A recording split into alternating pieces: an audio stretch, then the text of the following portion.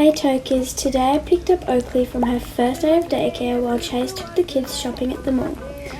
I then noticed the fridge was empty, so I decided to go grocery shopping. I put Oakley to bed and I did come home with a little bit of a sniffly nose, but that's okay. I bought a few things like fruit, pet food, meat and more.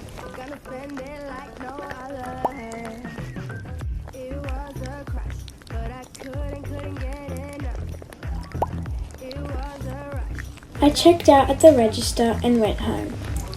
I then started to restock the fridge. By the way, I am posting a house tour shortly, so please don't ask for one in the comments. Anyways, hope you enjoyed the video. Bye Tokers!